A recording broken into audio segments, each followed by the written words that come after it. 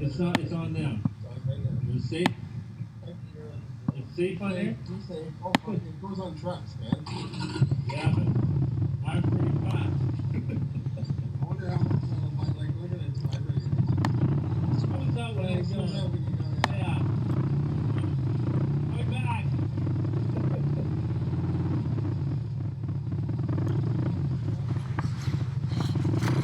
Good noise for you. Experiment. Tell me when you're done. You done? Going.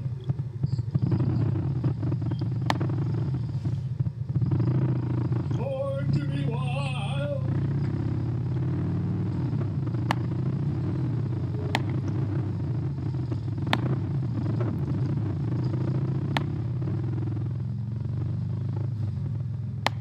The gentlemen you just saw in the beginning of this little film clip were Dan Robinson, Michael Brown, and Brad Featherstone. Cool name. Cool name. 3 guys I work with at the publishing company that puts out Today's Trucking, the magazine that I'm the editor of. Brad and Dan work in the video, well, actually they are the video department. Michael's a summer student working with Today's Trucking. And last Friday was the first day I brought my Sportster into the office. And because we just finished the July issue of our magazine, and because it was so sunny out, and because I could, I asked Dan if I could borrow one of his fancy cameras that he uses to do truck reviews. It's called a GoPro. I wanted to strap it to the tank of my bike to see how well it records a trip down the highway and through town. I've seen other motorcycle videos, and they're all very thrilling, exhilarating rides, and I wanted to make one. I wanted to see if I could make one of them on my Harley. Wasn't sure how it was going to work. I wasn't sure how it was related to trucks, but I really wanted to try and doing it. And Dan and his pals were all for it. They reassured me it would stick on safely. It's amazing technology, actually, because they've stuck them onto the fenders of trucks that they review, so that their suction cups are amazingly strong. So they came out to the parking lot, and secured the camera to the tank of my bike, and cheered me on my way. And away I went, and it was interesting. I found out things I didn't expect to find out, and it worked very well. But like in all research, you never know where it's going to go, do you? And one of the first things I learned is that I drive really slowly. I mean, I knew I'd drive slow, but then I said, Dan, maybe we can cover up the speedometer, because I drive like my dad used to drive, and it used to drive us all nuts. I'm the same way in a car. I don't want to get any speeding tickets, and it's more comfortable going slow for the drivers. But I'd feel really dumb if I had an increase in my insurance rates, because I want to go a little faster. So bear with me. You don't have to drive fast because you're on a motorcycle. And try if you show this video at double speed, it looks a lot faster. I was also reminded I work in a really industrialized part of Canada. It's like all warehouses and little factories and things. And like last week, I was driving up here with Helena, and we're taking like a back road to my office from the airport, and she's like, "Are you taking me somewhere secretly to murder me and chop up my body?" I said she was kidding, of course. And I said it would certainly be a good place for it, I suppose. Speaking of, one of the first places we passed was the West Toronto Detention Centre. I would put that on my tour of Toronto list if I took people on tours of Toronto, and I would try to drive, but it doesn't look like a jail much. But I would try to drive by just when visiting hours are getting up, because then you get to see the women and children who are gone inside to visit the old man, and that makes for a colorful bus stop, I'll tell you. Memorable. Right across the street from there is the ATS Trucking Company, where Michael worked for a while, and it's directly across the street from the jail. And I remember driving him to work one day and pointing to both places and saying, "Michael, that's one place I can get you into, and there's another place over there, well, I can't get you out of, no matter how hard I try." And that's just the kind of funny guy I am. When I started this trip, I wasn't sure which way I wanted to go. I really wanted to drive close to some big trucks just for effect, because there's some times when I'm driving on the 401 and I'm near the airport and it's 12 lanes of highway, and I'm thinking, man, am I small. I could just slip under those wheels. They wouldn't even know. There's cars around me, 747s overhead. I'm not kidding. Racing, and there's cars and bikes and trucks, 12 lanes of traffic, and here I am, just a little snowflake of a person on a motorcycle, and I love it. It's like being in a pinball machine. It's a very exhilarating feeling, And a lot of guys don't like riding in the city, but it's something, I don't know, maybe it's my ADHD or something, but it's certainly, I look forward to it. It keeps you awake. It's also a bit like skiing, right? I mean, skiing is, downhill skiing can be pretty crazy and dangerous, but it's thrilling. And it's a funny thing, you know, if I'm skiing in the wintertime, I'm thinking, oh, I can't wait for the summer to get on my bike. I'm go driving down on the bike in the summertime. I'm thinking, boy, skiing sure would be fun right now. I guess I'm like one of those people who, I know I'm not like one of those people. I am the person. When I'm a tourist in the city, I want to be a local. And when I'm a local, I want to be a tourist. I see people touring the city. I think, geez, that'd be nice to be, on a tour bus somewhere. So anyway, when we first started talking about the camera, I thought about putting on the helmet. Then I realized all you get is jerking motions, because I realized when you're driving down the highway and in the city, your head is moving, your body's moving, you are moving. It's actually quite tiring because you have to keep looking in your mirrors, in both mirrors, and moving your head around. It would not be fun to watch, I don't think. And also, you might see me looking places that I don't want you to see me looking. I don't know it. And one of the things I've learned as well is that another thing about me and biking is that I am a creature of habit. I really barely even thought about which way I was going to go, and I found myself heading down the same route that I take home at the end of the day. Down Atwell, along the 427, very same lanes. I changed lanes at the same time. I bet you if you could probably, if you tracked it, you could probably see me. I changed gears at the same time, you know. And I even knew I anticipated the change in pavements, the construction zone coming up. You know, you think you're independent-minded, and you think make decisions on a daily basis, but boy, I think my bike could have found its way home if I just let it. So anyway, I realized halfway that I was on my way on the 427. I wasn't having much excitement, and I thought, I want to go where the big trucks are, back on the 401 around Dixie. So I kind of pulled off the 427, found my way back through Etobicoke, and I mean, if you picture a town called Etobicoke in your mind, this is what you see. Streets that aren't busy, lots of grass, lots of lawns, lots of big houses. And when I think of, oh my God, when I was growing up, I did not want to grow up and live in the suburbs. But man, oh man, I work in the suburbs, and that's my home. I drive around these streets in Toronto. I say, oh, my mother-in-law lives just down the street there. Helena's cousin used to live in that building over there. There's the restaurant Jim Leona took to me when he offered me a job. You know, I just know it so well. And all of a sudden, I feel like somebody who's been on turf for 3 or 4 generations. Oh yeah, you might notice signal lights. You're supposed to see signal lights on my motorcycle. I driver, I like to signal. I don't like to be one of those yuppies who don't signal. But on my motorcycle, I can't use signal lights because they're broken. Last year, my bike fell over on its right-hand side, and the right front signal cracked off. I could have removed it. Right, I did remove it, but then I put it back on with duct tape. And my nephew Huey said, "Nice fixing job there, Pete." So I ripped it off. Then I ripped off the left one too, so it didn't look dorky. So now I have no signal lights on the front, and I'm trying to find some, but it's hard to find parts for this bike. It's getting old. It's a 1993 Harley Sportster, 883. I've had it for about 8 years, but it's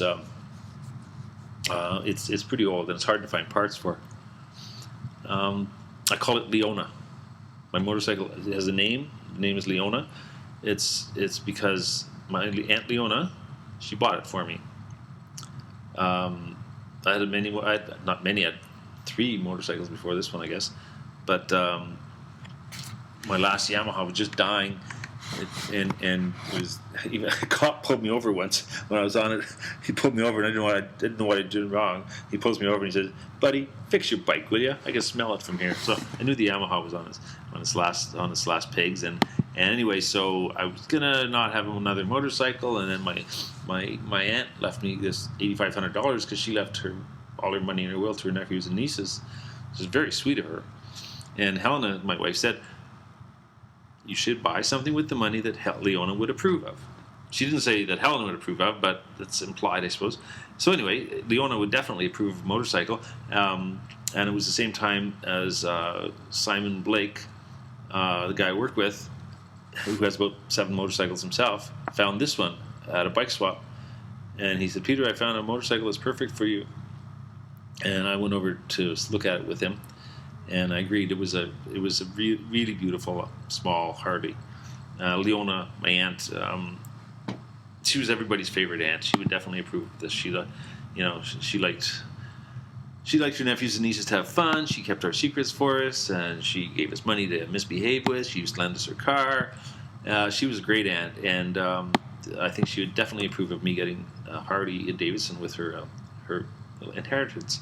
So I think about her a lot when I write this thing, and it's sometimes I think I need a bigger bike, but I think that's only in my imagination. I need a bigger bike. This one is plenty fast for me. It's plenty fast for anybody, actually.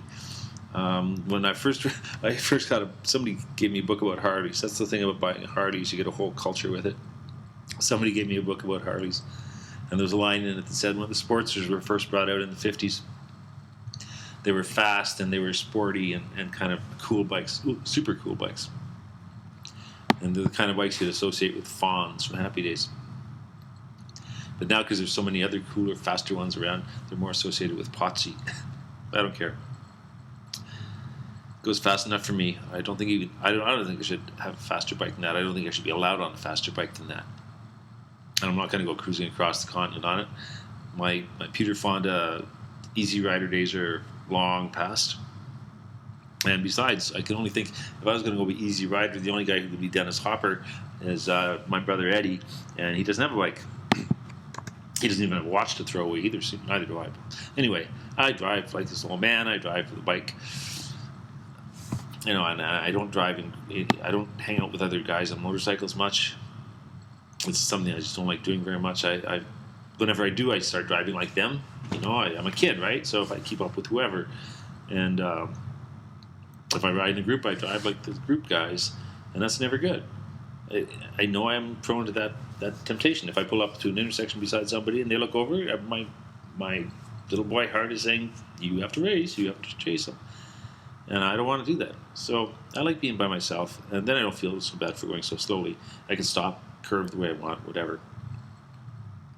There's this other thing that happens, that I'm not a very good bike. I'm a motorcycle rider. I'm not a motorcycle enthusiast. I don't know much about motorcycles. I'm not a biker, because bikers have, I don't know what bikers are, but I'm not one. I have a motorcycle, and I love it, but I can't say I'm a good biker. There's a bike culture that a lot of people get involved in. I can't find my way into it for some reason. I'm just not very good at it. I'll give you an example. There's this thing called the Friday the 13th Port Dover ride. It's a funny tradition during the summer. Whenever there's a Friday, whenever the 13th falls on a Friday, bikers drive to Port Dover from all over. Why? Because they can. Because it sounds like fun. And now it's got to the point where literally 50,000 bikes go there on a Friday the 13th if it's nice out. What do they do there? Don't know. Walk around. Maybe there's bands now. And it's like a party, but I mean, you can't drink. You have to behave, and then you leave by the end of the day. And it's so small that you're crowded in, and it just doesn't sound very appealing to me. And I would be, of course, lined up beside other bikes that are way better than mine. And I don't feel, I'm not a very good group motorcyclist. The funny thing happened 2 years ago. I was working in Kitchener-Waterloo the day of Friday the 13th. I had to go down there to take a picture. I didn't go to Friday the 13th, but instead I went the opposite directions from all the motorcycles, and I went up to Kitchener to take a photograph. And it was a great day. It was a beautiful ride. I was coming back at the end of the day. The 401 eastbound was blocked, and I thought maybe I'll take a detour and go down Highway 6 south and then across the Gardiner. Of course, I'm a motorcycle, so I'm not in a hurry to get home. That's the funny thing about being a motorcycle, isn't it? You kind of speed up because you want to get there fast, and when you get there and you want to get back on your bike and drive some more. Anyway, that's weird, but it's any thrills like that. You want to get over with, and you want to do it again. So anyway, I was not in a hurry to get home, so I went down Highway 6 south, and I noticed a couple of bikes coming up towards me. And bikes do that thing, and I don't know what it means. I don't know what it doesn't mean, but bikes do this thing where bikers wave to each other, or they flip their hand up, or they nod, or they glance like cool guys. And I do it. If somebody waves to me, I'll wave back, sure. So I'm going down the Highway 6, and guys pass me and flip their little hand up, and I greet them, and next guy comes by, and I greet him. And then after about 120 motorcycles flipping their little hand, I realize I'm doing this thousands of times. They're only doing it once. So then I stopped. That's why I stopped. So another time, not just that, I'm not a good biker. Yeah, and these are the important things you think about when you're driving down the highway. You're not thinking about freedom and independence and anarchy and craziness. You're not thinking about, sometimes you think about mortality. Actually, you think about mortality more than you might think. You think about mortality because it's near at hand. But lofty thoughts, I don't know. My thoughts are more like, I wonder what flipping up the hand means. Does it mean there's a cop coming, or does it mean there's not a cop coming? Does it mean you're fine and that you're cool, or that you're not fine and cool? Anyway, that's the kind of thing, big issues I think about. And then sometimes I think about mortality and how easy it would be to find out all the mysteries of life in one bad move, and all your questions would be answered. But anyway, I'm not going to go to Friday 13th in Port Dover. It just doesn't. I don't have that kind of attitude towards it, and I don't know that much about bikes. I'm not a collector. I don't spoil my bike, and I don't actually clean it that much. And people give me heck for that. I've been stopped and said, "Why don't you wash your motorcycle?" I don't know. It doesn't work for me. I think it's more casual about it. And then, sometimes my kids come on with me. Nice, my 3 kids have all learned how to ride bikes. And a couple of years ago, my son Michael and I went up to the cottage on the bike, up to 400. And it was a very nice sunny day. He was 8 or 9 or something. And it was funny because we got there, and he pulls off his helmet, and he says, "Dad, I think you're the only motorcycle driver who gets passed by tractor trailers." And another lesson that day too is the next day we were coming back from Toronto, and to Toronto rather. We had to get back early.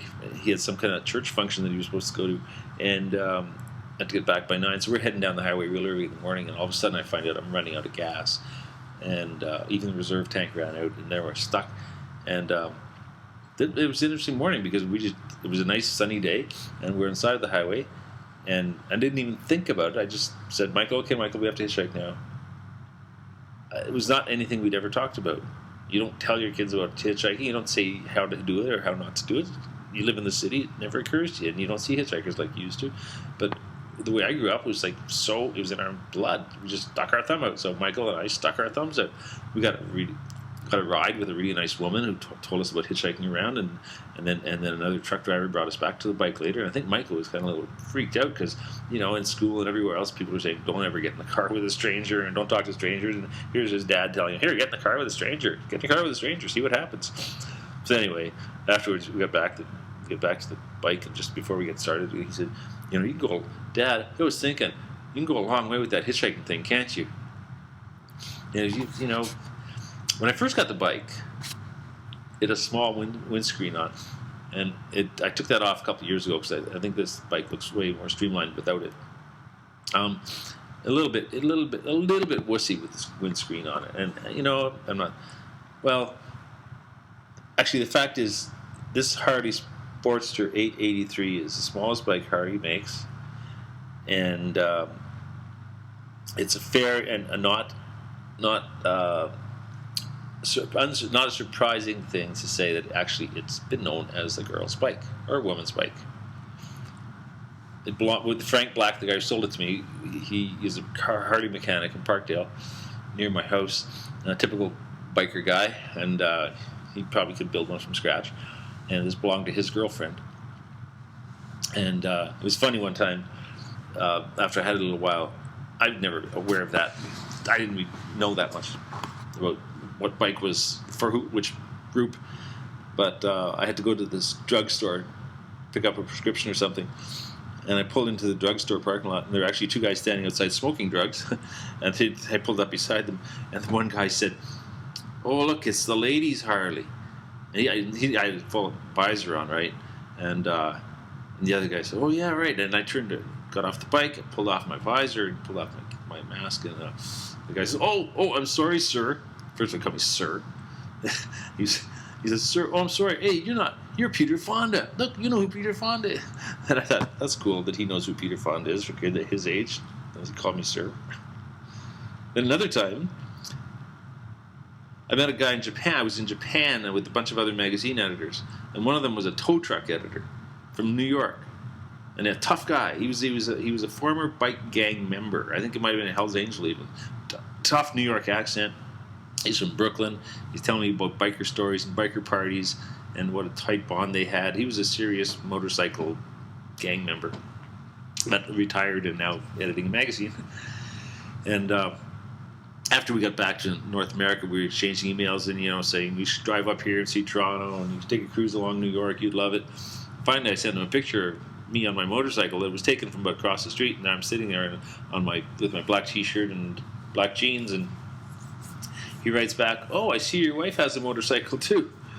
And actually, the last email, that was the last I heard from him, or last he heard from me. So, anyway, my wife, Helen, likes my bike, and that's good enough for me. She doesn't want a new one. She doesn't want hers. She doesn't want her own. She doesn't have any desire to drive, as far as I can tell. And, sometimes I'd like to go for a ride in one of those big cruisers to see what she'd like, but it doesn't, I don't know, it's just something that doesn't seem to suit us. She's nice and slender, and motorcycle's nice and slender, and this one suits her. And, these big, heavy bikes with the radios and the air conditioning, and, they're heavy and they're hard to back up, and I don't think we want one of those, and it doesn't suit my wife, or me, I think. And Helen has, she belongs in a Sportster, I think. So let me stereotype more. Anyway, I was going, if I could stereotype more, I don't think I could. I think my wife, even though she has a master's degree in science from the University of Toronto, not very deep down, rather, she's a blonde biker chick. And if she ever hears this, I guess I might get beat up by a blonde biker chick. Anyway, so my test drive took me through Etobicoke, more industrialized area. I was not having much success. I wanted some dramatic shots up beside some big trucks, but it just wasn't working that way. I wanted to be cool and dangerous and look exciting, but it just didn't work that way. But that's okay with me because, in fact, I'll tell you, a couple of years ago I was at a magazine conference and I ran into a woman I went to university with. And I hadn't seen her for 20 years. She said, "What are you doing now?" And I said, "Oh, I work for a magazine, and I'm the editor, and I love it. I travel a lot, and I was on my motorcycle at the time." And she said, she was driving a motorcycle, and I said, "I drive a motorcycle, and I ride big trucks, and I write magazine stories, and it's pretty exciting work." And she said, "Yeah, it does sound like a good job. I'm glad you like it." And we started talking about what my life was like with my kids learning the motorcycle, my kids having a PTA meeting, and going over to my mother-in-law's house and making sure that the cat litter was taken care of, and making sure that we all worked and had holidays, and talking more about my kids. And she said, "Peter, remember back when you were in university, that every girl in her class had you pegged as Mr. Dad with picket fences?" And I was like, heartbroken. I was like, I thought I was a cool guy with a black leather jacket. I had long hair, and they had me pegged as a guy with picket fences. And anyway, you get my point. I think turning this camera on my motorcycle is because this. His raising speeds and his hair-raising turns. It's been like turning a camera on myself, and it's been really an interesting ride. This has been an interesting ride, seeing me through the eyes of the camera as I putter around Etobicoke on this old motorcycle. So anyway, I've been out about half an hour, way too long now. I gotta get back to work. I gotta get some work done before I get back on my bike and go home. I can do my chores and clean up the kitty litter, have supper, maybe watch a movie, and maybe be in bed by 10. There's lots of stuff to do tomorrow. But before I do that, I'll put this on YouTube just to show you what life is like for a real biker.